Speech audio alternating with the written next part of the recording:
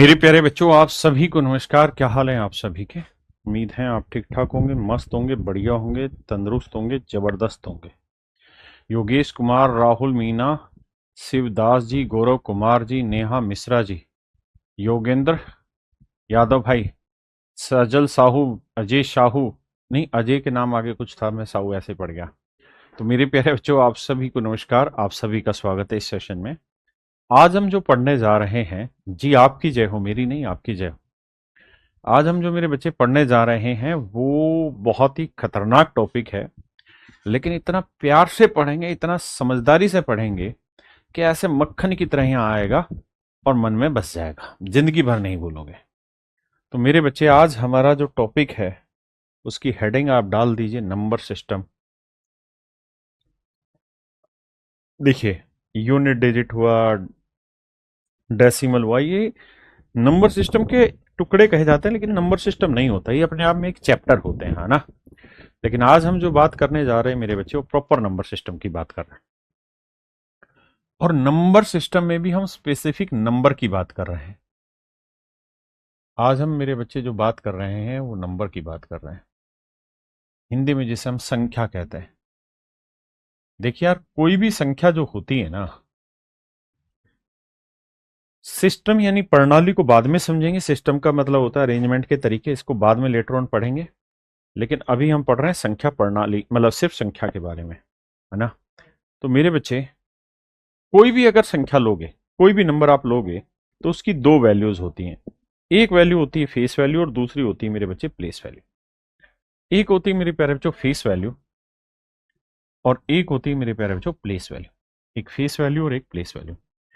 एक का मतलब होता है जातीय मान या अंकीय मान, दूसरे का मतलब होता है प्लेस वैल्यू, यानी उसके स्थान पर आधारित वैल्यू, स्थानीय मान। ये दोनों ऐसे नियम हैं जिनके आधार पर सारे डिविजिबिलिटी के नियम बनते हैं। जी, अस्सीस बंसल। तो मेरे बच्चे, इन्हीं से सारे नियम बनते हैं। तो आइए मेरे बच्चे, इन्हीं से सारे नियम बनने हैं, तो हम इन्हीं बातों को सीखते हैं। एक होता है जातीय मान, एक होता है मेरे प्यारे बच्चों, मतलब जातीय मान को या अंकीय मान भी कहते हैं, और एक स्थानीय मान। जैसे मैं आपको कहूं क्या, तीन की फेस वैल्यू क्या है, तो आप कहेंगे जो इस पे दिखाई दे रहा है ना इसके फेस पे, वही इसकी फेस वैल्यू है। अगर आपने कहा कि तीन पेन दे दो, तो दुकानदार तीन ही पेन निकाल के देगा। ये होता है मेरे बच्चे फेस वैल्यू, जो लिखा हुआ है, जो उसकी फेस की कीमत है वही। लेकिन जो प्लेस वैल्यू होती है वो डिफरेंट होती है। तो फेस वैल्यू का मतलब जो नंबर है वही। जैसे मैं कहूं कि इसमें पांच की फेस वैल्यू बताओ तो पांच है, दो की फेस वैल्यू बताओ दो ही रहेगी, सात की सात ही रहेगी, तीन की तीन ही रहेगी। यानी हर एक नंबर की फेस वैल्यू वही रहती है जो एक्चुअल में वो है। फेस वैल्यू में कोई दिक्कत नहीं है। तो पहली बात, आप यहां से ये समझ गए होंगे कि फेस वैल्यू से बहुत ज्यादा सवाल आपके पेपर में नहीं बनते, प्लेस वैल्यू से बनते हैं।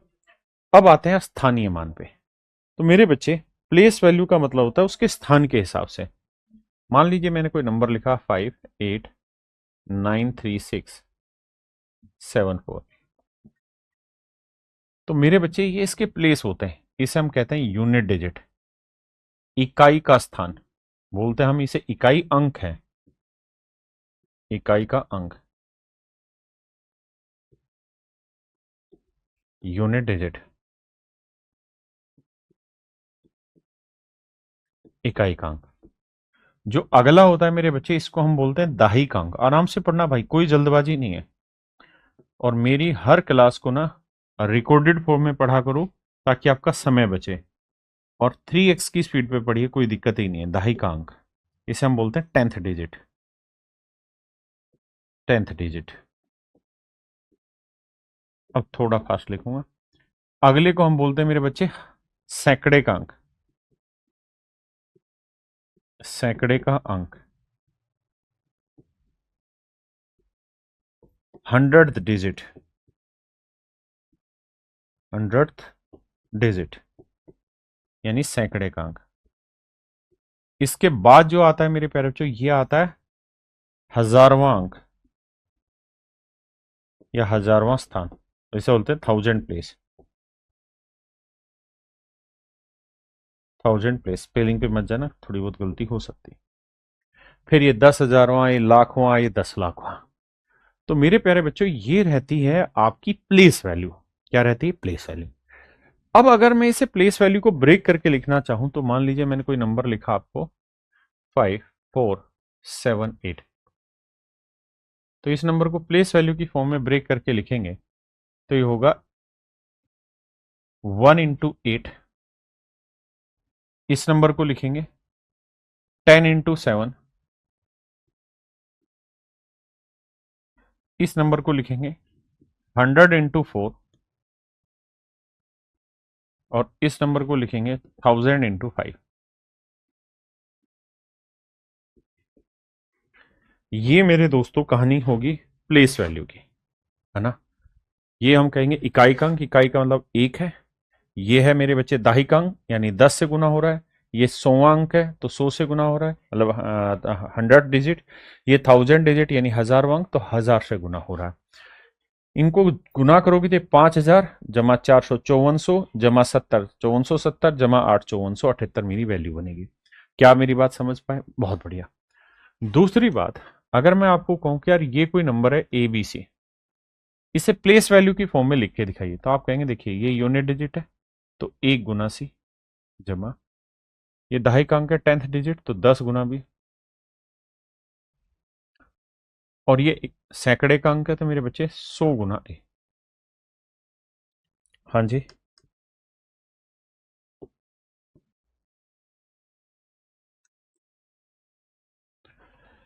ये मेरे प्यारे बच्चों आपका आंसर होता है। किसी भाई को यहां तक कोई भी दिक्कत हो तो बताइए। क्या आप अच्छे से ये बात समझ गए कि how to make place values? आपने कहा हाँ सर, बढ़िया से बात समझ में आ गई, प्लेस वैल्यू क्या होती है अपने को पल्ले पड़ गया। अब आते हैं आगे, और मैं आपसे कुछ सवालों के थ्रू बात करूंगा। जैसे पहला सवाल है और इसमें पूछा है प्लेस वैल्यू बताइए, स्थानीय मान ज्ञात करिए। तो छह कहाँ पे? इकाई, दहाई, सैकड़ा, हजार, 10,000, लाख। तो छह है लाखवें स्थान पर, तो इसकी प्लेस वैल्यू होगी 6 लाख। यानी मेरे बच्चे ऑप्शन डी मेरा राइट आंसर। क्या आप समझ पाए? बहुत सुंदर। आइए यहाँ छह के जातीय मान और स्थानीय मान का अंतर ज्ञात करिए। देखिए मेरे बच्चे, पहले मैं छह की प्लेस वैल्यू निकालता हूं, तो इकाई, दहाई, सैकड़ा, हजार, तो यह है 6000। आपने कहा जी ठीक है। और कहता है छह का जातीय मान निकालिए, तो मेरे बच्चे जात का मतलब हो गया फेस वैल्यू। जातीय मान मतलब या अंकीय मान फेस वैल्यू। फेस वैल्यू का मतलब हुआ मेरे बच्चे जो फेस पे लिखा है वही। तो छह जोड़ देंगे तो मेरा आंसर आएगा 6006। ये मेरे बच्चे मेरा राइट आंसर होगा, यानी ऑप्शन सी। ठीक है जी, आइए करिए मेरे भाई। ग्रुप क्या कहना चाह रहे हो शिवम भाई? पूरा डिटेल में लिखो। देखिए मेरे भाई, कह रहा है 3 में फेस वैल्यू और प्लेस वैल्यू का सम बताना है। तो मेरे बच्चे प्लेस वैल्यू तो हो गई इकाई, दहाई, सैकड़ा, हजार, 10,000। तो 3 के बाद 4 जीरो, और फेस वैल्यू मेरे बच्चे 3 की 3 ही रहेगी। तो जोड़ देंगे मेरे बच्चे, ये आपका सही उत्तर हो। ये सारे आपके पेपर के क्वेश्चन है। नोट्स कैसे बनाएं? नोट्स बना के हम हर क्लास का आपको देते हैं, तो I do not think you have any problem of it. आपको नोट्स बनाने की जरूरत नहीं है, मेन मेन बिंदु लिखा करें, बाकी नोट्स हम बना के आपको देते हैं। देखिए मेरे भाई, कह रहा है 7, 6 और 9 के स्थानीय मानों का योग बताइए। तो देखो यार, 9 का स्थानीय मान 9 होगा, बिल्कुल ठीक है। उसका 6, 6 का स्थानीय मान इकाई, दहाई, सैकड़ा, हजार, 10,000, 4 जीरो। और फिर है 7, तो 7 में आ जाएंगे मेरे बच्चे 1 2 3 4 5 6, 6 जीरो आ जाएंगे।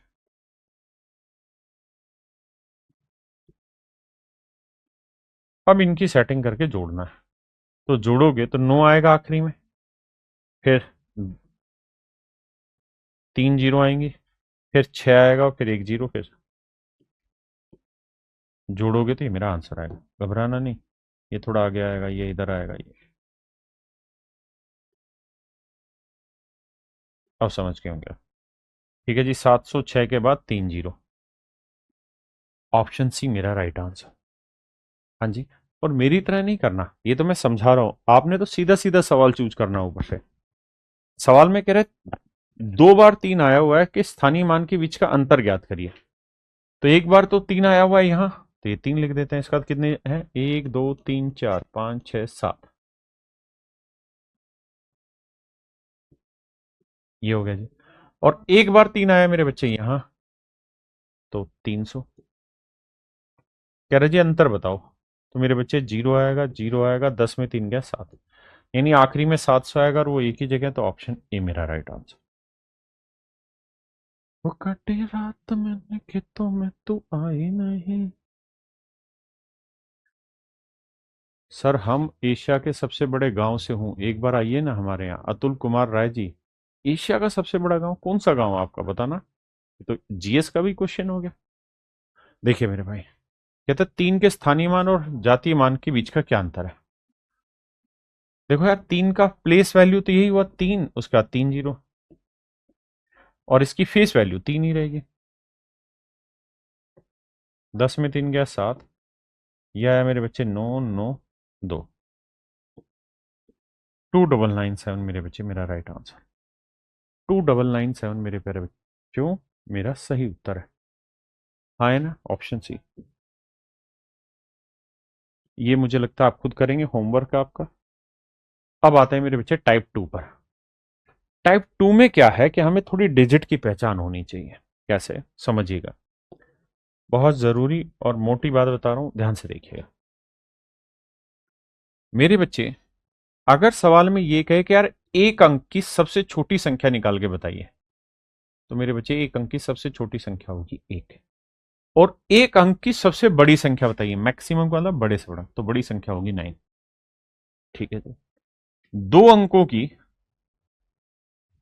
सबसे छोटी संख्या बताइए 10, और 2 अंकों की सबसे बड़ी 2 बार 9। 3 अंकों की बताइए, तो देखो यार, एक लिखना है और उसका 2 0। 4 अंकों में एक लिखना है 3 0। 5 अंकों में एक लिखना है 4 0। 6 लिखना है, 6 अंकों की संख्या लेनी है सबसे छोटी, तो एक लिखना है और 5 0। और बड़ी में 6 है तो 6 बार 9, 5 है तो 5 बार, 4 है तो 4 बार 9, 3 है तो 3 बार, 2 बार 1 बार। तो इस तरीके से मेरे बच्चे कितने अंकों की बड़ी या छोटी संख्या ढूंढनी जाती है, बनाने का तरीका है। अगर मैं आपको सवाल में ये कह दूं कि राजा, ओ राजा, 8 अंक है और 8 अंकों की सबसे छोटी संख्या बनानी, तो बताओ कितने जीरो लिखूं, कितने जीरो लिखूं, तो आपका जवाब होगा 7। 1 2 3 4 5 6 7।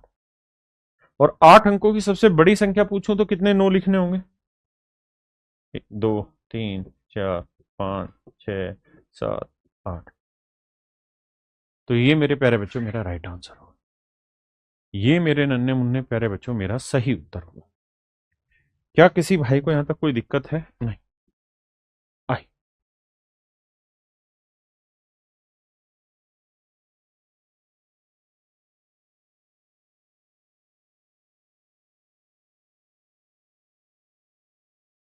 देखिए बाबू, कहता है बाएं से दाएं गिनने पर सम स्थानों पर रखे गए अंकों का योग क्या होगा। देखिए यार, what will be the sum of the digit placed at even place in the number this when counted from left to right. Left इधर हुआ, राइट इधर हुआ, तो लेफ्ट से राइट पे लेना है, तो एक, भाई 2 पे होगा, फिर चौथा डिजिट ये, फिर छठा, फिर 8वां। कह रहा है जी इनका जोड़ बताओ, तो 7 8 2 5, यही हुआ ना भाई, 8 2 10 7 5 15, या उधर से हुआ लेफ्ट टू। देखिए उसने ये कहा कि भाई लेफ्ट से चलो राइट की तरफ जाओ और इवन डिजिट रखो, मतलब इवन प्लेस पकड़ो। इवन प्लेस का मतलब क्या होता है मेरे भाई, वो देखा करो। इवन प्लेस का मतलब ये होता है कि ये पहला, ये दूसरा, दूसरा स्थान, ये चौथा, ये छठे नंबर पे, ये 8वें नंबर पे, तो ये सारे इवन है, तो जोड़ेंगे 8 2 10 7 5 12, 10 और 12 22। वो कटी रात मैंने खेतों में तू आई नहीं। करिए जी।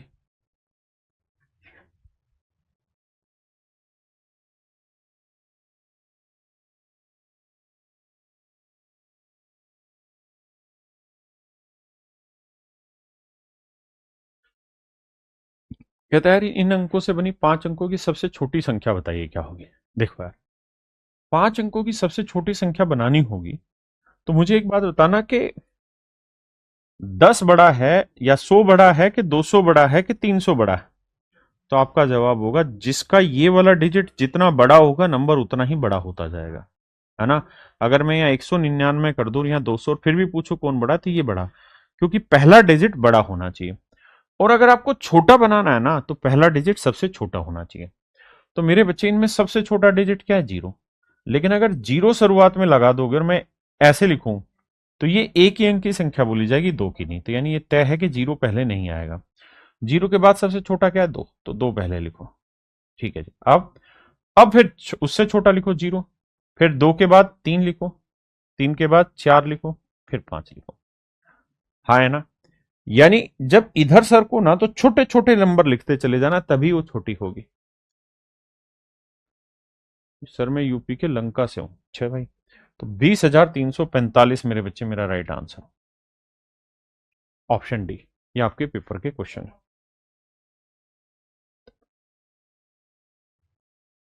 कहता है 6 अंकों की ऐसी छोटी से छोटी और बड़ी से बड़ी धनात्मक संख्याओं का योग ज्ञात कीजिए जो केवल 0, 4, 6 अंकों से बनी हो और इनमें से प्रत्येक अंक कम से कम एक बार तो अवश्य आया हो। देखो यार डिजिट का जो यूज होना वो 0, 4 और 6 का होना, और हमें स्मॉलेस्ट भी बनानी है और हमें लार्जेस्ट भी बनानी है। और शर्त यह है कि एक बार तो कम से कम एक डिजिट आया हो। देखो यार स्मॉलेस्ट अगर मुझे बनानी है ना तो पहला मुझे 0 लेना चाहिए, लेकिन 0 ले नहीं सकता, फिर वो 5 अंकों की हो जाएगी। तो मुझे सबसे छोटा 4 आया, फिर मैं 0 लेता रहूंगा। देखो 1, 2, 3, 4, 5। अब मुझे 6 अंकों की बनानी थी। अब मुझे इनमें हर एक डिजिट लेना था। 0 में कई बार ले लिया, 4 एक बार ले लिया, 6 है। तो मैं क्या करूं, तो आप कहेंगे जी 6 ले लो यहां पे। हाँ है ना। भाई ये सबसे छोटी बनी। अब कह रहा है सबसे बड़ी बनाओ, तो सबसे बड़ी बनाओ तो मेरे भाई मैं 6 लूंगा, 6 लूंगा, 6 लूंगा, 6 लूंगा। यानी मैक्सिमम मैंने यहां डाल दिया। फिर मेरे पास बचा एक 4 और एक बचा 0। तो ये मेरे बच्चे सबसे बड़ी होगी। जब आप बड़ी बनाने जाओ तो शुरुआत में बड़े और आखिरी में छोटे, छोटी बनाने जाओ तो शुरुआत में छोटे फिर आखिरी में बड़े। कह रहा जी ने जोड़ दो तो 6, 4, 6, 6, 6, 6, 4, 10। ये मेरे बच्चे मेरा राइट आंसर होगा। 10 के बाद 3 बार छक्के और फिर 4 6, यानी ऑप्शन डी। क्या आप सहमत है? पक्की बात है। देखो जिन मेरे बच्चों को दिक्कत है वो ऐसे समझो, मैं कहूं यार 1 और 3 की मदद से ना मुझे 3 अंकों की सबसे छोटी संख्या बना के बताओ। तो भाई यही तो समझदारी होगी, 1 1 1। लेकिन अगर मैं कंडीशन ये लगा दूं कि भाई एक डिजिट तो यूज होना ही होना है, तो आपके पास 3 ही डिजिट के नंबर बनाने की मैं कह रहा हूं, और 1 और 3 की मदद से बना रहा हूं, और मुझे छोटा बनाना है तो मुझे सबसे शुरुआत में तो छोटा लेना होगा। बिल्कुल ठीक है। अब अगर मैं यहां 3 ले लूं और यहां 1 ले लूं, एक में कहूं यार 1 1 3 ले लो, तो दोनों में बताओ कौन सी छोटी हुई थी, यही तो छोटी हुई। जब भी छोटी संख्या बनाओगे तो नियम है शुरुआत में सबसे छोटा, फिर बढ़ते बढ़ते बढ़ते आखिरी में सबसे बड़ा लिखना। बड़ी बनाओगे तो शुरुआत में बड़ा और आखिरी में सबसे छोटा। अगर 1 और 3 का प्रयोग करके 3 अंकों की सबसे बड़ी संख्या पूछता ना तो मैं कहता 3 1 3 3 1। क्यों? क्योंकि मुझे यहां सबसे बड़े डिजिट लिखने पहले और आखिरी में सबसे छोटा लिखना है। तो ये तरीके हैं मेरे बच्चे इस तरीके के सवालों को सोल्व करने।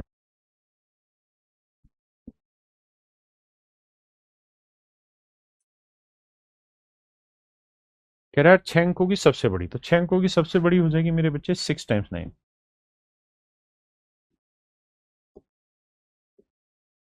और 6 अंकों की सबसे छोटी संख्या, तो भैया 1 2 5 6, यही जुगाड़ होगा। आपने कहा हाँ बात तो सही है। ऐसा क्यों कर रहे हो सर?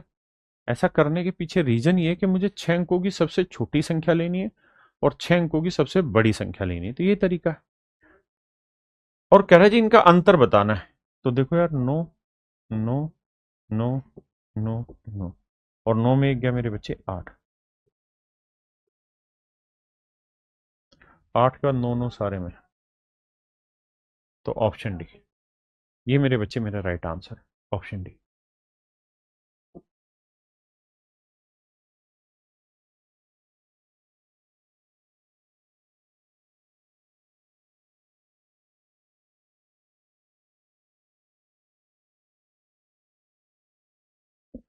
देखिए यार, 4 अंकों की सबसे बड़ी संख्या को 6 अंकों की सबसे छोटी संख्या से घटाया जाता है, तो परिणाम क्या होगा? देखो मेरे बच्चे, 6 अंकों की सबसे छोटी संख्या क्या होगी? 1 2 3 4 5। इसमें 4 अंकों की सबसे बड़ी संख्या घटानी। 10 में 9 हो गया 1, 9 में 9 हो गया 0, 9 में 9 हो गया 0, 9 में 9 हो गया 0, और यहाँ हासिल ली थी तो 9 बचा था, तो आंसर आएगा 9 के बाद 3 0 फिर 1, यानी मेरे बच्चे ऑप्शन डी। ये सारे सवाल आपके पेपरों में पूछे हुए हैं। कह रहा है 5 अंकों की सबसे बड़ी संख्या और 4 अंकों की सबसे छोटी संख्या के बीच का अंतर। तो 5 अंकों की सबसे बड़ी संख्या 4 बार 0, और 4 अंकों की सबसे बड़ी संख्या 4 बार 9। कह रहे जी डिफरेंस बताओ। तो देखो यार, 10 में 9 हो गया 1, यही था ना भाई। 5 अंकों की सबसे, ओहो मैंने गलती कर दी भाई, माफ करना। उसने कहा 5 अंकों की सबसे बड़ी संख्या और 4 अंकों की सबसे छोटी संख्या, तो 4 अंक है तो 3 जीरो आएंगे। कहता डिफरेंस बताओ, तो 9 9 9, 9 में से गया 8 9, तो 9 8 9 9, 9 8 9 9, यानी मेरे प्यारे बच्चों ऑप्शन सी मेरा यहाँ पे राइट आंसर। आइए जी, अब आप अपनी हेडिंग डाल लीजिए मेरे प्यारे बच्चों, क्लासिफिकेशन ऑफ नंबर, जिसे हम एक्चुअल में नंबर सिस्टम कहते हैं, संख्याओं का वर्गीकरण। सबसे पहले कमेंट करके ये बताइए कि आप लोगों को जो नंबर्स में फेस वैल्यू, प्लेस वैल्यू, अंकों की बड़ी संख्या, इतने अंकों की सबसे छोटी संख्या बढ़िया समझ में आती है कि नहीं आती? अगर समझ में आती है तो अब हम आगे आते हैं संख्याओं के वर्गीकरण पर। एक बच्चा पूछ रहा बुक कब आएगा सर? मेरे बच्चे बुक मैं खुद तैयार कर रहा हूं, पहली चीज। आपको कहीं और पैसे खराब करने की जरूरत नहीं, दूसरी चीज। तीसरी चीज ये कि आपको डेली प्रैक्टिस के लिए हम क्वेश्चन आपको रोज दे रहे हैं, रोज प्रैक्टिस के क्वेश्चन हम दे रहे हैं, ठीक है? आप उतने ही क्वेश्चन प्रैक्टिस कर लीजिए जो हम दे रहे हैं, क्योंकि मैं जो बुक तैयार कर रहा हूं उसी के क्वेश्चन निकाल के आपको दे रहा हूं, ठीक है? दूसरी बात, आपका हर एक क्लास में सेक्शनल टेस्ट भी होता है। मेरी बात समझ रहे हैं? टेस्ट चालू हो रखा है ना इसमें, तो आप अपने बैच में जाके देखेंगे तो वहां टेस्ट भी दे रखा है, तो आप टेस्ट भी क्लियर करें वहां से। तो आपको प्रैक्टिस के लिए जितने जरूरी कंटेंट हैं हम सारे का सारा प्रोवाइड करने लग रहे हैं। बुक जैसे ही तैयार हो जाएगी मैं आपको बता दूंगा। बाकी बहुत ज्यादा उत्सुक मत होइए पैसे फूकने में माँ बाप के, कि मुझे किताब से कुछ होना है, ऐसा कुछ भी नहीं है। शांति से पढ़ते रहो, प्रैक्टिस के लिए कंटेंट दे रहे हैं, टेस्ट सीरीज आपकी फ्री ऑफ कॉस्ट करा रहे हैं, तो कहीं दूसरी जगह टेस्ट के लिए भी पैसा खराब करने की जरूरत नहीं।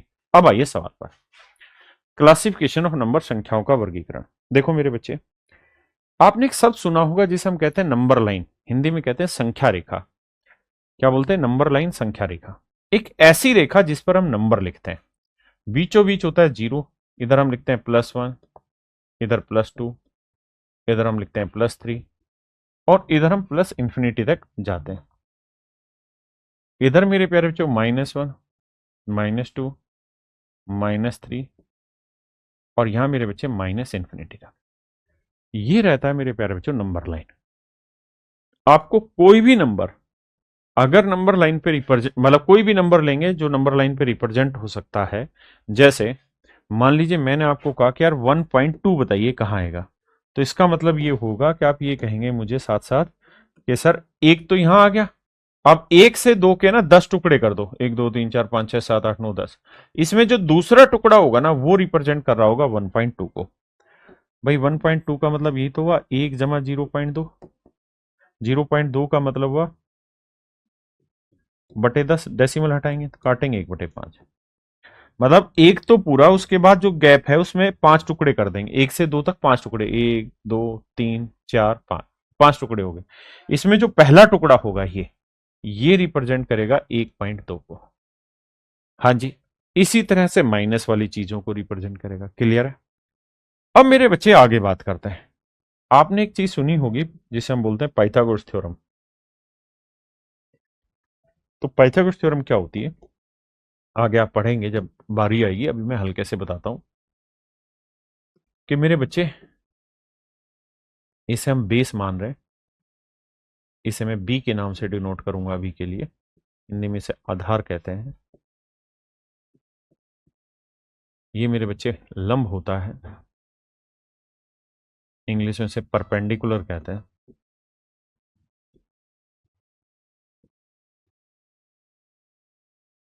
इसे पी के नाम से डिनोट करते हैं। ये मेरे बच्चे हाइपोटेनियस होता है,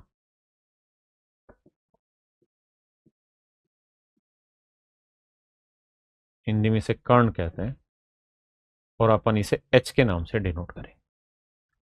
तो आपने एक बेसिक थ्योरम पढ़ी होगी कि भाई लंब का वर्ग जमा आधार का वर्ग बराबर आता है कर्ण का वर्ग, हाइपोटेन्यूज का स्क्वायर। तो मेरे प्यारे बच्चों, अगर मान लीजिए मैं बेस की वैल्यू प्लस माइनस कुछ भी ले लूं, प्लस माइनस में कुछ भी ले लूं, यानी प्लस की ले लूं या माइनस की ले लूं, तो इसका वर्ग करूंगा तो हर हाल में उत्तर पॉजिटिव आएगा। बिल्कुल ठीक है।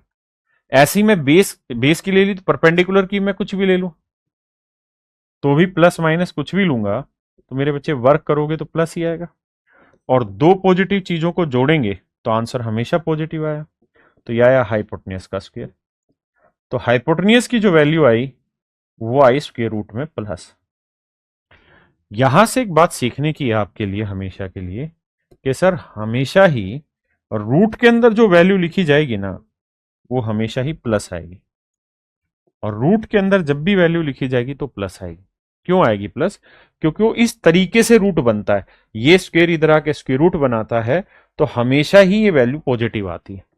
यानी कोई भी लेंथ अगर होगी ना तो हर हाल में इसके अंदर पॉजिटिव लेंथ होगी। ऐसा नहीं होगा कि -3, क्योंकि ये संभव ही नहीं है। ये संभव इसलिए नहीं है क्योंकि इनका वर्क करके जोड़ेंगे तो ये प्लस आना ये प्लस आना, दो धनात्मक चीजों को जोड़ेंगे तो धनात्मक आएगा, तो वर्क के अंदर हमेशा ही धनात्मक चीजें रहेंगी। तो मेरे बच्चे जिस जिस नंबर को हम नंबर लाइन पे रिप्रेजेंट कर सकते हैं उसे हम रियल नंबर कहते हैं। हम नंबर को बेसिकली दो हिस्सों में बांटते हैं, एक रियल नंबर एक इमेजिनरी नंबर। रियल नंबर होता है the number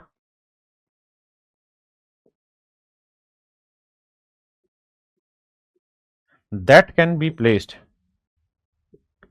that can be placed on number line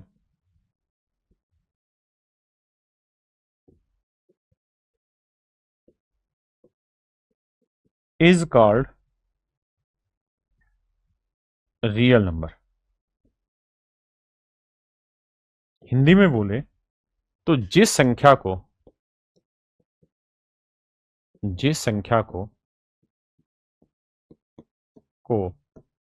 हम संख्या रेखा, नंबर लाइन को हिंदी में कहते हैं संख्या रेखा पर निरूपित कर सकते हैं निरूपित कर सकते हैं कर सकते हैं ऐसे नंबर को मेरे बच्चे हम रियल नंबर बोलते हैं, वास्तविक संख्याएं बोलते हैं। तो अगर कल को आपसे कोई ये पूछे कि भाई रियल नंबर क्या होता है, तो आपने एक ही बात कहनी है कि जब भी किसी नंबर को नंबर लाइन पे रिप्रेजेंट किया जा सकता है तो उसे रियल नंबर कहते हैं, है ना। बहुत डिटेल में मैं लेके नहीं जा रहा हूं क्योंकि उसकी जरूरत नहीं है, ठीक है जी। इमेजनरी नंबर क्या होते हैं जी? जिन नंबर्स को हम रियल नंबर लाइन पे रिप्रेजेंट नहीं कर सकते, जिनको हम नंबर लाइन पे रिप्रेजेंट नहीं कर सकते। कौन कौन से नंबर नंबर लाइन पे रिप्रेजेंट नहीं हो सकते? जो एक्चुअल में एग्जिस्ट ही नहीं करते। जैसे मैंने बताया कि जब भी रूट के अंदर माइनस आएगा तो ऐसे नंबर को मेरे बच्चे हम इमेजनरी नंबर कहते हैं। ऐसे नंबर को हम इमेजनरी नंबर कहते हैं, चाहे -2 हो, -1 हो, -3 हो, -5 हो, -4 हो, ये सारे के सारे नंबर मेरे बच्चे इमेजनरी नंबर कहते हैं। और बेसिकली एक शब्द होता है जिसे हम कहते हैं आयोटा। ये आपके सिलेबस का हिस्सा नहीं है। आयोटा आई से डिनोट करते हैं। आई का मतलब ही होता है रूट के अंदर माइनस हो, ठीक है। तो आई सब जो है ना, ये अपने आप में रिप्रेजेंट करता है इमेजनरी नंबर को। तो मेरे बच्चे, जब भी रूट के अंदर नेगेटिव साइन होगा तो इमेजनरी, उसके अलावा जितने भी नंबर हैं वो सारे ही रियल नंबर कहलाते हैं। इमेजनरी का मतलब जो इमेजिनेशन में है। तो क्या आप मेरी बात समझ गए? आपसे कोई सवाल पूछे इमेजनरी नंबर क्या है, तो रूट के अंदर जब माइनस आएगा तो इमेजनरी। मैं ये नहीं कह रहा हूं आपको कि ये इमेजनरी है, ये माइनस बाहर है रूट के। मैं कह रहा हूं कि जब ये चीज उठ के अंदर चली जाए तो इमेजनरी होता है। समझ गए? बाकी जितने भी नंबर है मेरे बच्चे, वो सारे के सारे आपके क्या कहलाते हैं? रियल नंबर कहलाते हैं। अब मेरे दोस्तों, अगली हेडिंग डाल लीजिए रियल नंबर की, जिसे हम कहते हैं हिंदी में वास्तविक संख्याएं। क्योंकि आपका सिलेबस सच मायने में यहां से शुरू होता है, क्लासिफिकेशन ऑफ नंबर में, रियल नंबर से। इमेजनरी नंबर आपके सिलेबस का हिस्सा नहीं है। तो मेरे बच्चे, हम रियल नंबर को दो टुकड़ों में बांटते हैं। पहला टुकड़ा है पूर्णांक, जिसे हम कहते हैं इंटीजर्स, हिंदी में बोलते हैं पूर्णांक, यानी जो अंक पूर्ण है, जो अंक पूर्ण है, जो अंक पूर्ण है।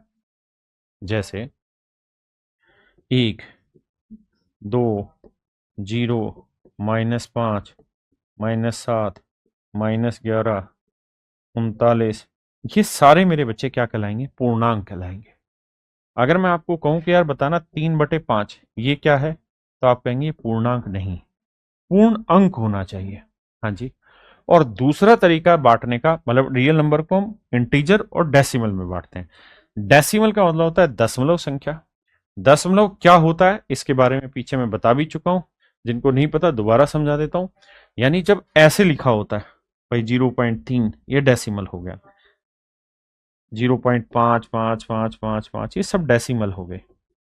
7.8965, ये सब डेसिमल हो गया, यानी जिसमें दशमलव का प्रयोग हो रहा होता है, ये डेसिमल नंबर कहलाते हैं। डेसिमल को मेरे बच्चे हम दो हिस्सों में बांटते हैं। ये सब पढ़ा चुका हूं डेसिमल में, नहीं तो आगे पढ़ लेंगे। एक होता है टर्मिनेटिंग डेसिमल, हिंदी में बोलते हैं शांत दशमलव। एक होता है नॉन टर्मिनेटिंग डेसिमल, अशांत दशमलव। जो शांत दशमलव होता है उसमें क्या होता है कि डेसिमल के कुछ डिजिट के बाद कहानी रुक जाती है, जैसे 0.23, 0.5678, ऐसे। नॉन टर्मिनेटिंग का मतलब होता है जो अशांत हो, जो रुके ही ना, है ना। जैसे मैंने लिखा 5.0001 2 और फिर मैंने डॉट डॉट डाल दिया, मतलब रुक नहीं रहा, शांत नहीं हो रहा, तो मेरे बच्चे ये हो जाता है नॉन टर्मिनेटिंग। हाँ जी। अब आते हैं आगे, रिपीटिंग डेसिमल। नॉन टर्मिनेटिंग को दो हिस्सों में बांटते हैं, नॉन टर्मिनेटिंग रिपीटिंग डेसिमल और non terminating non repeating decimal. यानी ऐसे डेसिमल जो रिपीट हो रहे हैं बट नॉन नॉन टर्मिनेटिंग है बट रिपीट हो रहे हैं। जैसे मान लीजिए मैंने लिखा 0.3333, तो आपने देखा होगा कि इसे हम 0.3 पे बार लिख रहे हैं, मतलब शांत तो नहीं है, चल तो रहा है लेकिन रिपीट हो रहा है, तो ये रिपीटिंग डेसिमल होते हैं। और एक होता है मेरे बच्चे non terminating repeating, non terminating non repeating decimal. जैसे 0.23000015, तो ये हो गया मेरे बच्चे नॉन रिपीटिंग डेसिमल। ये क्या हो गया मेरे प्यारे बच्चों? Non repeating decimal. हाँ जी। जैसे √2 हुआ, इसका जब दशमलव में खोलेंगे 1.41, ये चलता ही रहेगा, खत्म नहीं होगा। √3 को खोलेंगे 1.732, ये खत्म ही नहीं होता, है ना। तो ऐसे संख्या की हम कभी भी फ्रैक्शन नहीं बना सकते, इन्हें हम p/q के फॉर्मेट में नहीं लिख सकते। इसकी फ्रैक्शन बन जाती है, इसे हम p/q के फॉर्मेट पे लिख सकते हैं, इसमें कोई आपत्ति नहीं अपने को। और शांत दशमलव की भी हम फ्रैक्शन बना सकते हैं, p/q के फॉर्मेट में लिख सकते हैं। पहले इतनी बात समझिए, फिर आगे।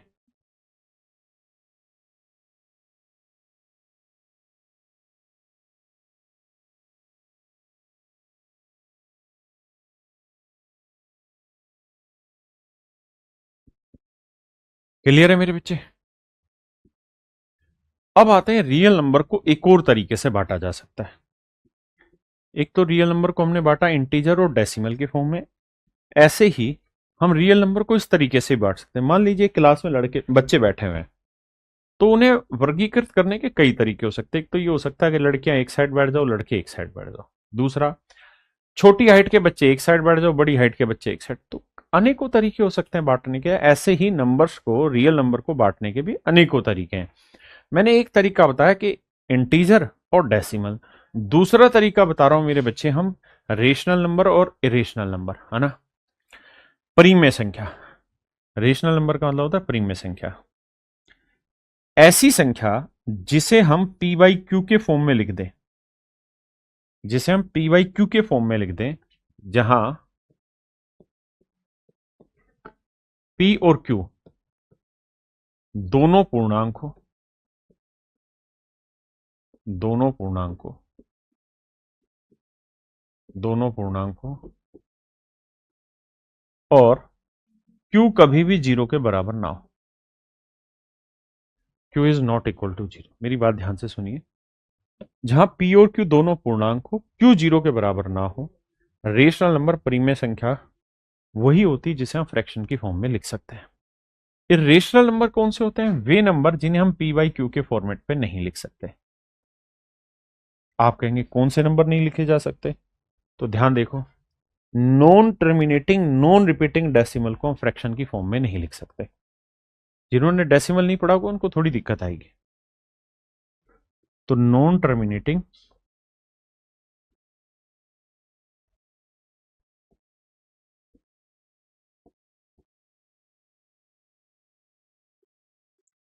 नॉन रिपीटिंग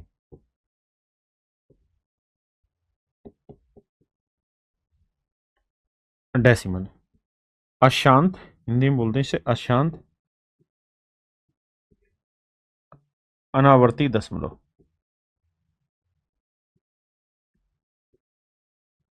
ये इसका सही रूप है, अशांत अनावर्ती दशमलव, non terminating non repeating decimal. ऐसे दशमलव को हम इरेशनल फॉर्म में नहीं बना सकते, मतलब इरेशनल नंबर कहते हैं। जैसे मैं आपको कहूं पाई, तो मेरे बच्चे पाई की जो वैल्यू होती है वो 3.14 और ऐसे चलती रहेगी, खत्म ही नहीं होगी, है ना। तो ये होता है non terminating non repeating decimal. ये अशांत अनावर्ती दशमलव है, इसीलिए ये इरेशनल नंबर कहलाएगा। √2, √3, माइनस में √5 लिखो या प्लस में √5 लिखो, भाई माइनस अंदर नहीं होना चाहिए। अगर अंदर होगा तो वो इमेजिनरी नंबर हो जाएगा। हाँ जी। तो ये सारे के सारे मेरे प्यारे बच्चों आपकी अपरिमेय संख्याएं कहलाते हैं। रेशनल नंबर क्या होते हैं? जिनको हम पी बाई क्यू के फॉर्मेट में लिख सकते हैं। जैसे मैंने लिखा 22/7, ठीक है जी, फ्रैक्शन की फॉर्म में लिखा हुआ है, दोनों इंटीजर है, परिमेय संख्या है। √4, आपका ये कैसे देखो, √4 का मान होता है 2, और 2 को हम 2/1 लिख सकते हैं। -3, -3/5, आप कहेंगे ये तो फ्रैक्शन नहीं है, है ना, बटे 1 लगा देंगे तो फ्रैक्शन बन जाएगा। 5/1 लगा देंगे, फ्रैक्शन बन जाएगा। तो मेरे बच्चे ये सारे के सारे रेशनल नंबर कहलाते हैं, और ये वाले मेरे प्यारे बच्चों इरेशनल नंबर कहलाते हैं। एक बार दिमाग को शांत करके ध्यान से इसे पढ़िए।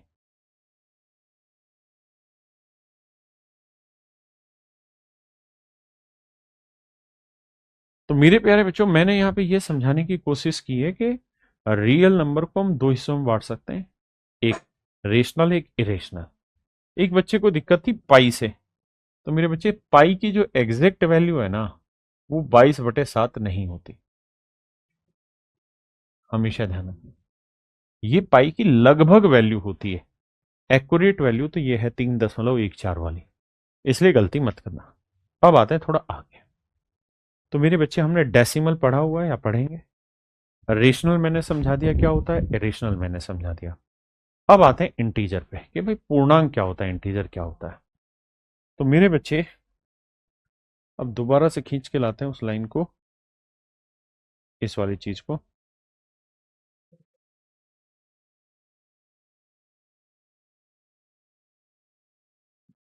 देखो मेरे दोस्त, ये अपनी नंबर लाइन थी, बिल्कुल थी। तो नंबर लाइन से इधर की सारी चीजें अपनी पॉजिटिव इंटीजर कहलाती है, धनात्मक पूर्णांक कहलाते हैं।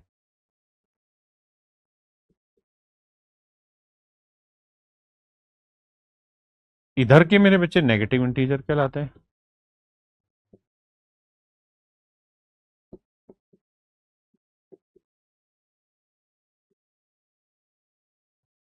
और मेरे प्यारे बच्चों ये कहलाता है शून्य पूर्णांक। शून्य पूर्णांक, जीरो इंटीजर।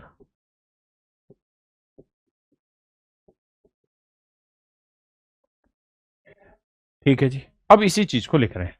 पॉजिटिव इंटीजर को हम बोलते हैं 1, 2, 3, 4, ये सारे पॉजिटिव इंटीजर होते हैं।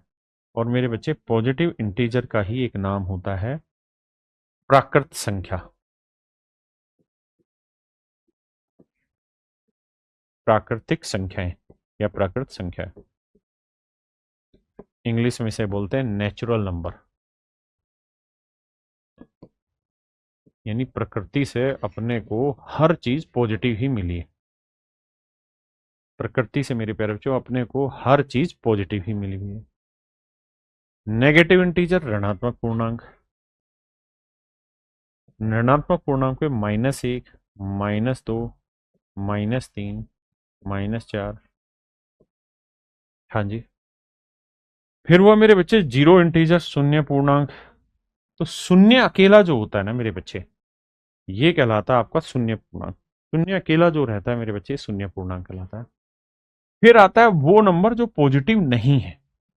जो पॉजिटिव नहीं है, तो आप कहेंगे जीरो पॉजिटिव नहीं है, बिल्कुल ठीक बात है। -1 पॉजिटिव नहीं है, जीरो, -1, -2, -3, ये मेरे बच्चे क्या कहलाएंगे? नॉन पॉजिटिव, यानी जो पॉजिटिव नहीं है। ध्यान रखना, जीरो ना तो पॉजिटिव है ना नेगेटिव, लिख देता हूं। Zero is neither positive nor negative. Zero ना तो धनात्मक है ना ऋणात्मक है ना। इसीलिए मैंने यहां लिखा कि गैर धनात्मक, यानी जो पॉजिटिव नहीं है, तो ये वाले हुए। एक है जी गैर ऋणात्मक, नॉन नेगेटिव, जो नेगेटिव नहीं है। तो नेगेटिव नहीं है वो कौन से हुए? दूसरे कलर में इस्तेमाल कर लेते हैं। तो देखो, जीरो नेगेटिव नहीं है, बिल्कुल नहीं है जी। 1, 2, 3, ये नेगेटिव नहीं है।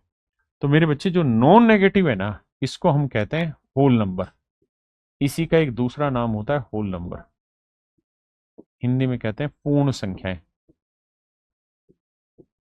मैं ये उम्मीद करता हूं कि ये बातें आपको समझ में आई होंगी और आप इन्हें नोट करेंगे। हाँ जी।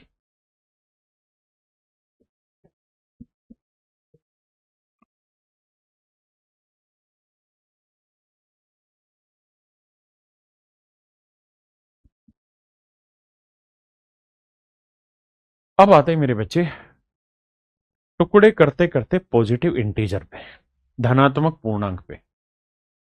धनात्मक पूर्णांक या प्राकृतिक संख्याएं क्या होती है जी? जैसे 1, 2, 3, 4, 5, 6, ये सारे मेरे बच्चे पॉजिटिव इंटीजर होते हैं। इन्हीं को हम नेचुरल नंबर कहते हैं, प्राकृतिक संख्या। अब हम इसके टुकड़े कर रहे हैं।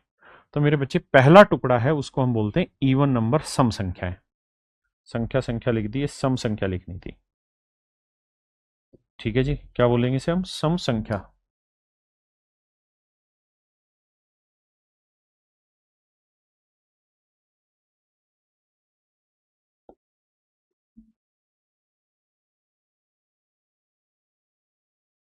सम संख्या। इवन नंबर वे नंबर होते हैं जो दो से भाग हो जाएं, divide by two. Divide by two, जो दो से भाग होते हैं, जैसे 2, 4, 6, 8, 10 एंड ऐसे। ये मेरे प्यारे बच्चों आपके इवन नंबर कहलाते हैं। ओड नंबर वो नंबर होते हैं जो दो से भाग नहीं होते, जैसे 1, 3, 5, 7, 9, 11। ये मेरे बच्चे आपके कहलाते हैं ओड नंबर जो दो से भाग नहीं होते, विषम संख्या। तो मैंने पॉजिटिव इंटीजर के नेचुरल नंबर के पहला टुकड़ा किया इवन नंबर, दूसरा टुकड़ा किया मेरे बच्चे मैंने ओड नंबर, और तीसरा टुकड़ा इसको, क्योंकि उस स्लाइड पर आता नहीं, वो हम बोल रहे हैं प्राइम नंबर, जिसे हम हिंदी में कहते हैं अभाज्य संख्या। इसकी डेफिनेशन होती है a number which have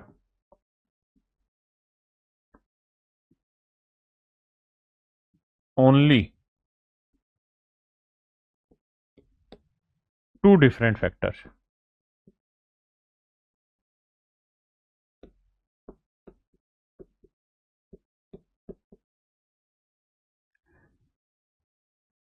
one factor is one, one factor is one, एक फैक्टर तो एक है, एंड द सेकेंड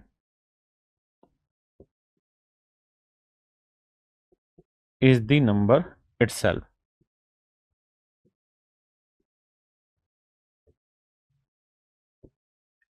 हिंदी में बोलेंगे, जब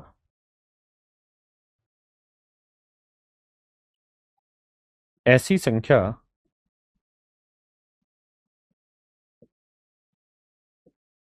जिसके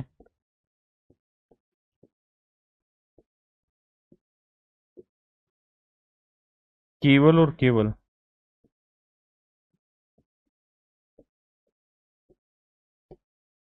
दो ही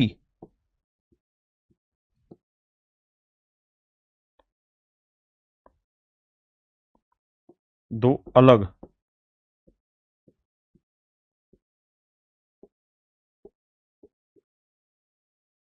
टुकड़े हों, एक तो एक और दूसरा टुकड़ा होगा नंबर स्वयं। तो अभाज्य संख्या मेरे प्यारे बच्चों वे संख्याएं होती हैं जिनके केवल और केवल दो टुकड़े होते हैं और वो दोनों के दोनों अलग अलग होते हैं, भिन्न होते हैं। जैसे मैं आपको कहूं, मेरे बच्चे मैं आपको ये कहूं कि भाई ये बताओ कि दो प्राइम नंबर है या नहीं है, तो आप कहेंगे बिल्कुल है, क्योंकि दो के एक और दो ही टुकड़े हो रहे हैं। तीन बिल्कुल है। चार, चार नहीं है जी, चार एक से ही भाग जाता है, दो से भी और चार से। तो चार इवन नंबर ना, वो कंपोजिट नंबर हो गया।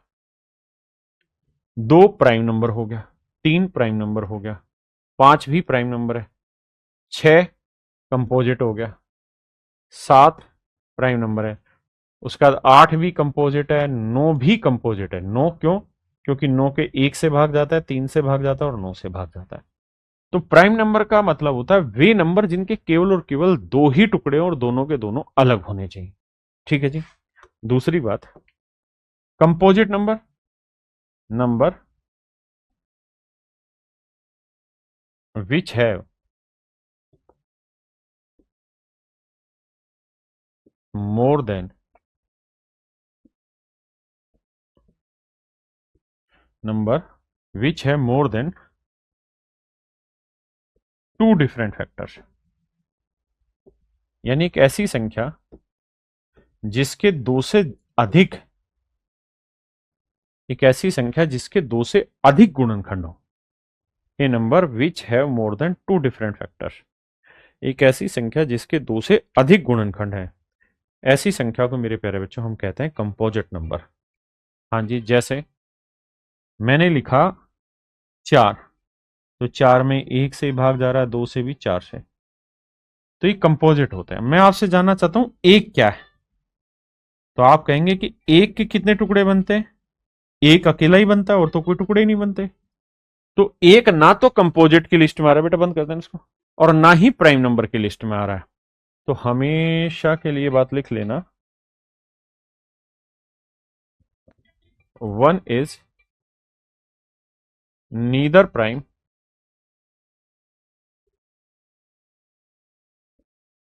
Nor composite.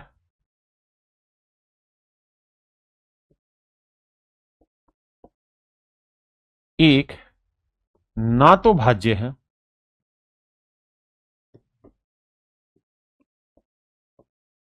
और ना ही अभाज्य है, और ना ही अभाज्य है। एक ना तो भाज्य है मेरे बच्चे, ना ही अभाज्य है।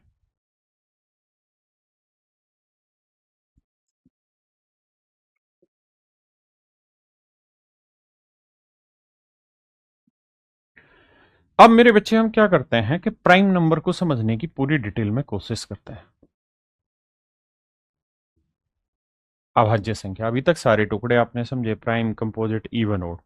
अब हमारा सारा फोकस रहेगा केवल प्राइम नंबर, है ना।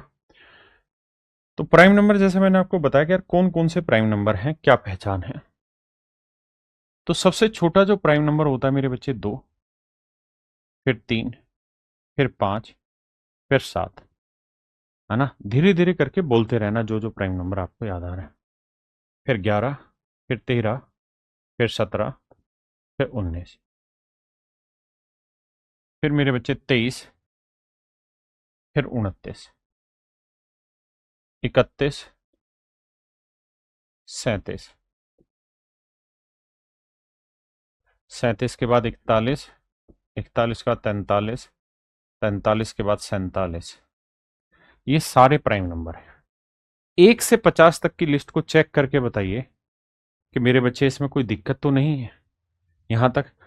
और क्या ये 15 हैं? तो 1 2 3 4, 4 8, 2 10, 2 12 और 3 15।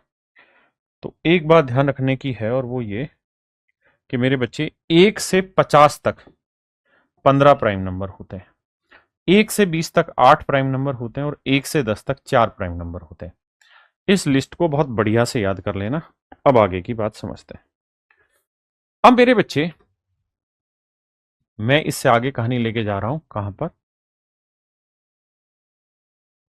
50 से आगे। कि भाई ये तो हमने पढ़ लिए 1 से 50 तक, अब 50 से आगे। तो 53 है, 59 है, 61 है, 67 है ना, 71 है, 73 है, 79 है, 83 है, 89 है, 97।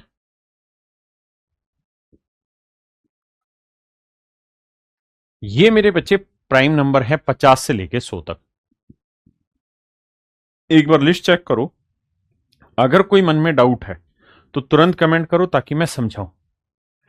एक भाई ने कहा 87, तो मेरे बच्चे 87 प्राइम नंबर इसलिए नहीं है क्योंकि ये 3 से भाग हो जाता है, 3 इंटू 29। ध्यान रखना, प्राइम नंबर वही होते हैं जिनका एक टुकड़ा 1 हो और दूसरा टुकड़ा वो नंबर खुद हो। यानी जब 87 केवल 1 से और 87 से भाग जाता तभी प्राइम नंबर होता। जल्दी से कमेंट करो, जल्दी जल्दी से, थोड़ा फास्ट करो, ढीले मत पड़ो। और कोई चीज जो आपकी नजर में हो जो प्राइम नंबर में छूट रही हो? जी ठीक है। तो मेरे बच्चे कुल मिला के 2 2 4 2 4 2 2 4 3 7 3 2 9 और 1 10, तो कुल मिला के 10 प्राइम नंबर होते हैं 50 से लेके 100 तक, है ना। तो इस लिस्ट को भी चेक करना कि 1 से 100 तक 25 प्राइम नंबर, 1 से 50 तक 15, और फिर 15 से मतलब 100, 50 51 से 100 के बीच में 10 होते हैं, यानी 1 से 100 तक 25 प्राइम नंबर होते हैं। एक भाई ने कहा 33, 33 मेरे बच्चे 3 और 11 से भाग होता है। एक ने कहा 43, 43 हम लिख चुके हैं। 91 ने लिखा, 91 प्राइम नंबर नहीं होता। क्यों? क्योंकि 91 किससे भाग होता है? 13 गुना 7। तो 13 से भी भाग होगा, 7 से भी भाग होगा, 1 से भी, 91 से भी। ठीक है जी। 93, 93 3 से भाग हो रहा है। एक बच्चा कह रहा है 101। हाँ बिल्कुल ठीक है रितेश भाई, 101 प्राइम नंबर है, लेकिन 101 100 के बाद आता है, 100 से पहले गिनती में थोड़ी लिखा जाता है, 100 के बाद आता है। तो इसको खोलो थोड़ा सा दिमाग को। तो ये तो बात आपकी गलत है, 101 नहीं जाना। 56, 56 7 और 8 आता है भाई। एक बच्चा कह रहा है 5 और 97, लिख तो दिया भाई 5 और 97, 5 ये रहा और 97 आखिरी मेरा। 56 7 और 8 56 होता है, 29 लिख दिया है। 88 8 से भी भाग होता है, 11 से भी भाग होता है, ढक्कन। 83 83 लिख दिया है ना। तो मेरे बच्चे जो जो प्राइम नंबर की लिस्ट है वो सारे के सारे प्राइम नंबर मैंने आपको समझा दिए। अब आपको दो तीन चीजें यहां से ध्यान देनी है। पहली चीज तो ये, 1 से 10 तक 4 होते हैं, ध्यान रखना। 1 से 20 तक 8 प्राइम नंबर, 1 से 50 तक 15 प्राइम नंबर, और 1 से 100 तक 25 प्राइम नंबर। डायरेक्ट सवाल आते हैं। एक बच्चा कह रहा है जी 51, 51 इसलिए नहीं होता क्योंकि 51 3 से भाग होता है, 17 गुना 3। ठीक है जी, ठीक है भाई। अब हर एक 57 कह रहा है, 57 भी 3 से भी भाग होता है और 19 से भी भाग होता है।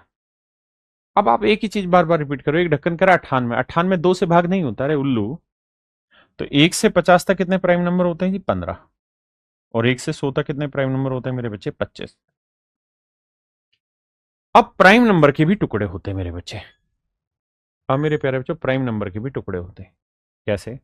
एक होता है सॉरी माफ करना, ट्विन प्राइम नंबर, जुड़वा अभाज्य संख्या, है ना, या अभाज्य संख्या के जोड़े। तो ऐसे प्राइम नंबर, ऐसे दो प्राइम नंबर,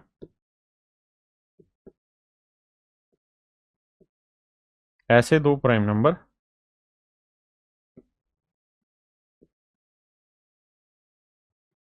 नंबर जिनमें दो का डिफरेंस, दो का difference, the two prime numbers which have a difference of two, ऐसे दो प्राइम नंबर जिनमें दो का अंतर होगा मेरे प्यारे बच्चों, ये सारे के सारे प्राइम नंबर कहलाएंगे। ये सारे के सारे क्या कहलाएंगे? ट्विन प्राइम नंबर कहलाएंगे। को प्राइम नंबर क्या होता है जी? सहभाज्य संख्या। टू नंबर्स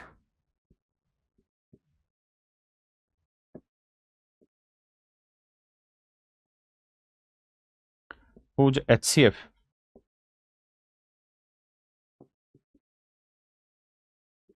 is 1, ऐसे दो नंबर जिनका HCF एक हो। ध्यान देना, जैसे 16 प्राइम नंबर नहीं है, 15 भी प्राइम नंबर नहीं है, बिल्कुल ठीक है, लेकिन क्या इनमें कुछ कॉमन आता है? HCF का मतलब होता है हाईएस्ट कॉमन फैक्टर। तो हाँ सर, कुछ कॉमन नहीं आता, तो इसका मतलब इसका HCF हुआ 1, इसका HCF हुआ 1। दूसरा, मैं आपको कहूं 8 और 13,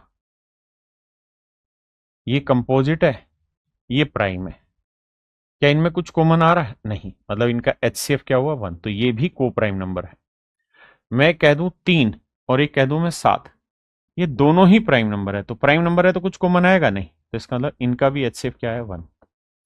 तो को प्राइम नंबर होने के लिए जरूरी है कि उन दो नंबर में कुछ भी कॉमन ना आए, है ना। ये जरूरी नहीं है कि वो दोनों प्राइम हो, एक कंपोजिट भाज्य हो सकता है, एक अभाज्य, दोनों ही भाज्य भी हो सकते हैं। तो को प्राइम का मतलब जिनके बीच का HCF 1 है, ठीक है जी, जिन जिन दोनों में कुछ भी कॉमन ना आए। और ट्विन प्राइम नंबर का मतलब ऐसे प्राइम नंबर जिनका डिफरेंस 2 हो। अब बात करते हैं कौन कौन से प्राइम नंबर ऐसे हैं जो ट्विन प्राइम नंबर है। Twin prime number, twin prime number, और 1 से 100 के बीच में 8 ट्विन प्राइम नंबर है। तो देखते हैं लिस्ट बनती है कि नहीं। किन किन में 2 का डिफरेंस है? तो आप कहेंगे 3 और 5 में 2 का डिफरेंस है, बिल्कुल ठीक है, एक हुआ जी। 5 और 7 में 2 का डिफरेंस है जी, 2 हो गए। और 11-13 में 2 का डिफरेंस है जी, बिल्कुल ठीक है। 17-19 में 2 का डिफरेंस है जी, हाँ जी। और बाकी 23-29 नहीं जी, 31-37 नहीं, 41 और 43 में 2 का डिफरेंस है जी, बिल्कुल ठीक है जी। 53-59 नहीं, 61-67 नहीं, 71 और 73 में। देखना भाई, कुछ छोड़ दिया हमने। एक 29 और 31 भी तो है, 29 और 31 में भी तो 2 का ही डिफरेंस है। आपने कहा हाँ सर 2 का डिफरेंस है, 2 का डिफरेंस है। और देखना क्या छोड़ दिया हमने, एक हमने 59 और 61 भी तो छोड़ दिया, इनके बीच का भी तो डिफरेंस 2 ही है। 59 और 61, इनके बीच का डिफरेंस 2 है, और एक 71-73। तो मेरे नन्हे मुन्ने प्यारे बच्चों, ट्विन प्राइम नंबर वे प्राइम नंबर होते हैं जिनके बीच का डिफरेंस 2 है। तब बताइए 1 से 100 तक और कितने ट्विन प्राइम नंबर रहेंगे जो मैं नहीं लिख पाया। अगर आपकी सर्च यहां पूरी हो गई है तो लिख लीजिए कि 1 से 100 तक 8 ट्विन प्राइम नंबर होते हैं। From 1 to 100, 1 to 100 there are 8 twin prime number, 8 twin prime number, 8 अभाज्य जोड़े। कितने मेरे बच्चे? 8 अभाज्य जोड़े, पक्की बात है। आइए जी, अब यहां से सवालों की प्रैक्टिस करना स्टार्ट करते हैं। देखते हैं कितने बच्चे अब इन सवालों का जवाब दे पाएंगे। Please answer me.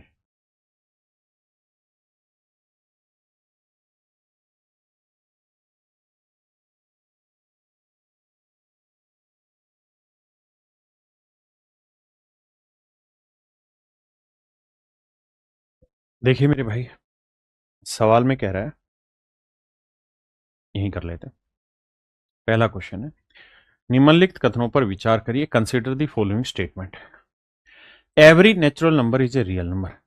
प्रत्येक प्राकृतिक संख्या एक वास्तविक संख्या होती है। तो मैं रिवीजन दोबारा कराता हूं जो कराया। मेरे बच्चे, जब भी हम नंबर को बांटते हैं, ये इसलिए बार बार लिखवाऊंगा हर एक सवाल में ताकि पहचान आ जाए। एक रियल नंबर और दूसरा होता है इमेजनरी नंबर। तो इमेजनरी हमारे सिलेबस का हिस्सा नहीं है। रियल नंबर को हम बांटते हैं रेशनल और इरेशनल, परिमेय संख्या और अपरिमेय संख्या, इरेशनल। दूसरा, रियल नंबर को ही बांटने का एक और तरीका है, ध्यान रखना इमेजनरी हमारे सिलेबस का हिस्सा नहीं है। रियल नंबर को ही बांटने का एक और तरीका है, क्या जी? इंटीजर और डेसिमल। आपने कहा हाँ, बात तो आपकी सही है, डेसिमल। आपने अभी बताया, उसी चीज को आप रिवाइज करा। अब जरा ध्यान दीजिए, सवाल में कह रहा है कि क्या प्रत्येक प्राकृतिक संख्या वास्तविक संख्या होती है? तो मेरे बच्चे ये देखना कि जो इंटीजर होते हैं, इसको हमने टुकड़ों में बांटा, पॉजिटिव इंटीजर। जो पॉजिटिव इंटीजर होता है, इसी को हमने एक नाम दिया था, क्या मेरे बच्चे? आप कहेंगे हाँ सर, नेचुरल नंबर, प्राकृतिक संख्या, नेचुरल नंबर। क्या क्या शामिल होता है सर? 1, 2, 3, 4 and so. ये नेचुरल नंबर होता है, प्राकृतिक संख्या। बात तो सही है। तो इसका मतलब जो रियल नंबर होगा, उसी का टुकड़ा इंटीजर, और इंटीजर का ही टुकड़ा पॉजिटिव इंटीजर, और पॉजिटिव इंटीजर को ही हम नेचुरल नंबर कहते हैं। इसका मतलब हर नेचुरल नंबर रियल नंबर होगा, मतलब रियल नंबर इनका दादा हो गया। तो ये बात तो सही। अगला है, every real number is a rational number. क्या प्रत्येक वास्तविक संख्या परिमेय संख्या होगी? तो आप कहेंगे नहीं सर, क्योंकि रियल नंबर में तो रेशनल भी होते हैं और इरेशनल भी होते हैं, परिमेय भी होती हैं और अपरिमेय भी होती हैं। परिमेय भी होती है मेरे बच्चे, अपरिमेय भी होती,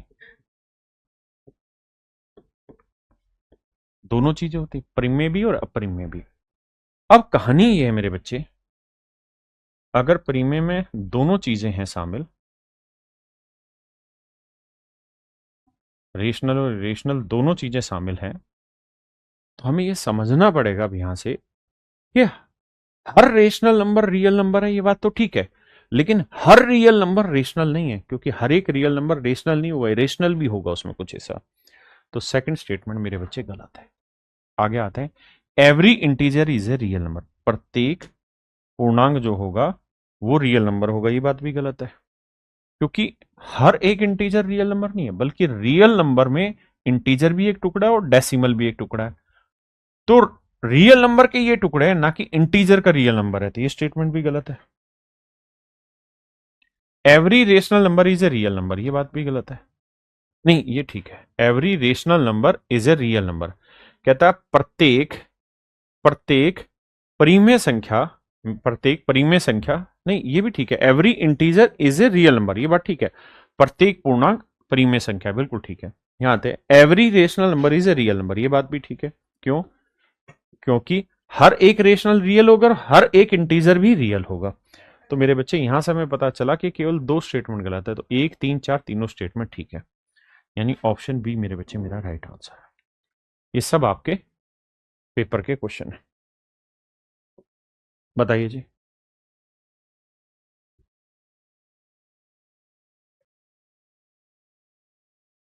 देखिए मेरे दोस्त, जब आप इंटीजर को बांटते हैं तो एक होता है पॉजिटिव इंटीजर, एक होता है जीरो इंटीजर, है ना? एक होता है नेगेटिव इंटीजर और एक होता है नॉन नेगेटिव। नॉन नेगेटिव, जो नॉन नेगेटिव होता है इसी को हम बोलते हैं मेरे बच्चे होल नंबर, पूर्ण संख्या। पीछे लिखवाया था, इसी को मेरे बच्चे हम बोलते हैं पूर्ण संख्या। इसमें जानते हो क्या क्या शामिल है? इसमें जीरो भी शामिल है, 1, 2, 3, 4, ये सब होल नंबर कहलाते हैं। अब हमसे सवाल में ये पूछा हुआ है कि भाई जीरो इज और ए होल नंबर, बिल्कुल ठीक बात है कि हाँ भाई जीरो एक होल नंबर है, क्योंकि जो होल नंबर है वो नॉन नेगेटिव इंटीजर होता है और जीरो उसमें शामिल होता है। तो ये बात तो सर सही है कि पहले वाली स्टेटमेंट ठीक है। अब आते हैं every integer is a whole number. हर एक इंटीजर होल नंबर होता है, प्रत्येक पूर्णांक एक पूर्ण संख्या है। देखो जी, प्रत्येक पूर्णांक क्या एक पूर्ण संख्या है? नहीं भाई, जो पॉजिटिव इंटीजर होते हैं, एक जीरो इंटीजर होता है, एक नेगेटिव इंटीजर होता है, एक नॉन नेगेटिव होता है, एक नॉन पॉजिटिव होता है। तो होल नंबर तो केवल नॉन नेगेटिव को रिप्रेजेंट कर रहा है, नॉन नेगेटिव को, है ना। नेगेटिव इंटीजर को थोड़ी रिप्रेजेंट करने लग रहा है, ये तो नॉन नेगेटिव है। तो हर एक whole number, every integer is a whole number, ये बात गलत है। जैसे -1 इंटीजर है लेकिन ये होल नंबर नहीं है, तो सेकंड स्टेटमेंट गलत है, मतलब ओनली वन इज करेक्ट। बताइए जी।